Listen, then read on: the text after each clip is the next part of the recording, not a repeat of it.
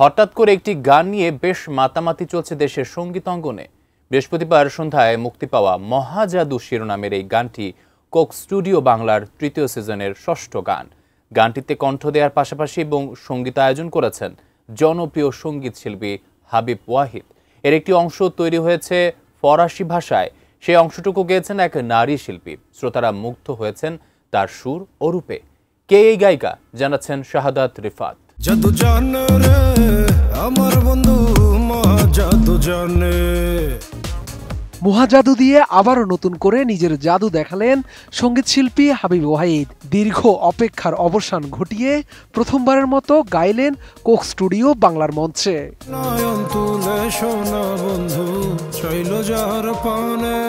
লোকগানকে আধুনিক রিমিক্সে নতুন ভাবে তুলে ধরাতে হাবিব ওয়াহিদের রয়েছে খ্যাতি। সে কারণে দীর্ঘদিন ধরে শ্রোতাদের প্রশ্ন ছিল কেন তাকে কোক স্টুডিওর মঞ্চে দেখা যাচ্ছে না। অবশেষে কোক স্টুডিও বাংলার তৃতীয় মৌসুমের ষষ্ঠ গানটি গাইলেন হাবিব। মাতিয়ে তুললেন ভক্তদের।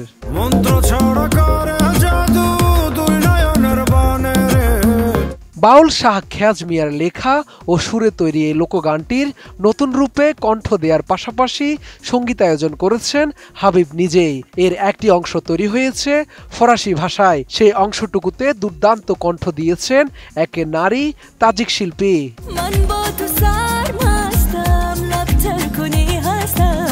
প্রকাশের পরপরই গানটি ব্যাপক সাড়া ফেলেছে।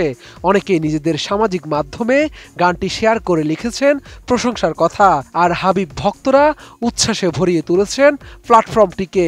একই সাথে সবার প্রশ্ন, হাবিবের সাথে কণ্ঠ দেয়া কে এই সুন্দরী গায়িকা?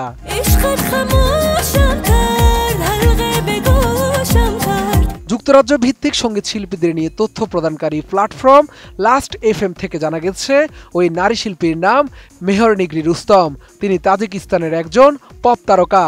তার ভাই সাফার মুহাম্মদ রুস্তমও একজন সঙ্গীত শিল্পী।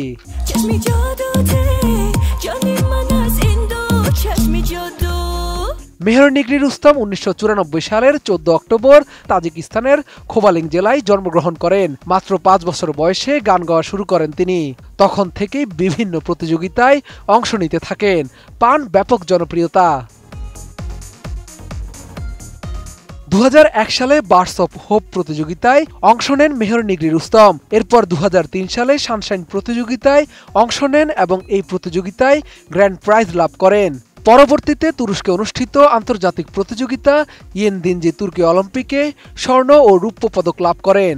আর 2006 সালে CIS তরুণদের মধ্যে অনুষ্ঠিত ডেলফি গেমস প্রতিযোগিতায় লোকসঙ্গীত ও জনপ্রিয় গান বিভাগে 2টি স্বর্ণ পদক জিতেন।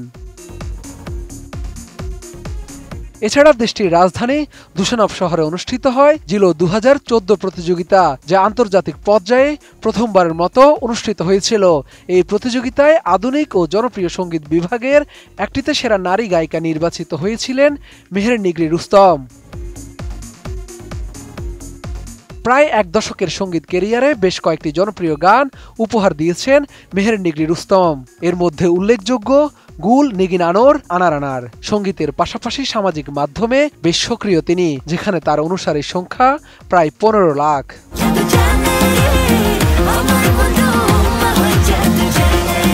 শাহাদাত রিফাত, ATN নিউজ, ঢাকা।